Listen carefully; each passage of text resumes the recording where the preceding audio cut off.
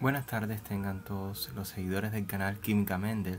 Hoy nos reunimos para seguir aprendiendo, pero esta vez de balance de materia y energía.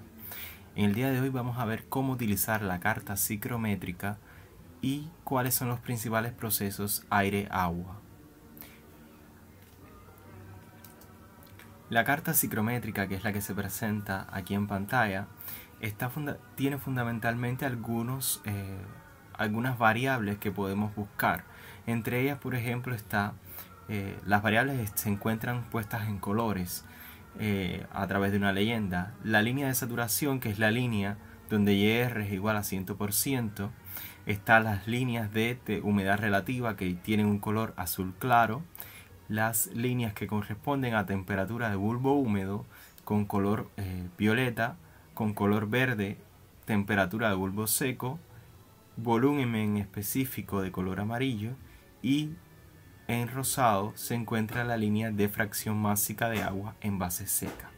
Estos son las principales variables que podemos encontrar en una carta psicométrica.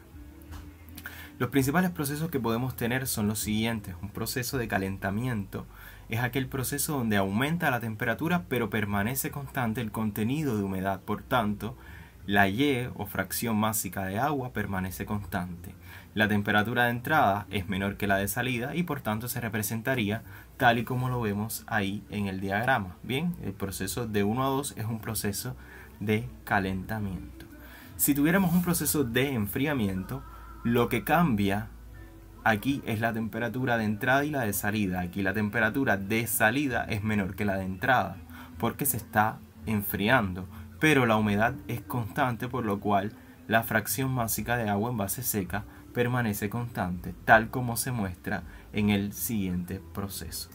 Podemos tener también procesos como el de condensación adiabática, que es un proceso de equilibrio. En este proceso, la temperatura de entrada es mayor que la de salida. Bien, y en la medida en que disminuye la temperatura, disminuye el valor de fracción másica de agua. Al disminuir la fracción másica de agua, eso hace que el agua, la diferencia de fracción másica de agua es la que nos va a dar una idea de cuánta agua condensa o cuánta agua precipita dentro de un condensador.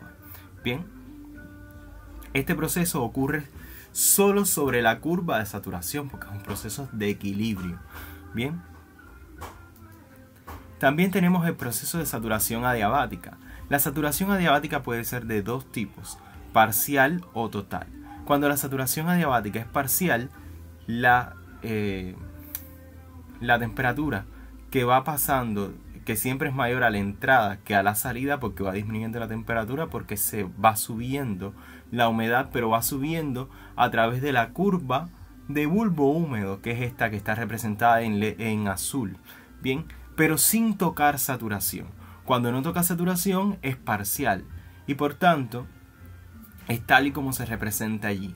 La Y de salida siempre es mayor que la Y de entrada porque aumenta la humedad o fracción másica de agua en base seca y la temperatura va disminuyendo, pero siempre a través de la curva de bulbo húmedo.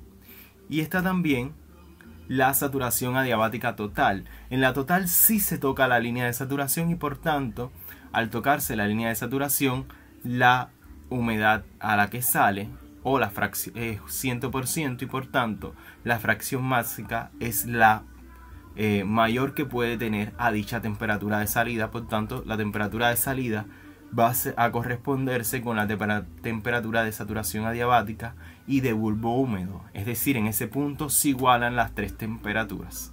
Bien, es todo por hoy.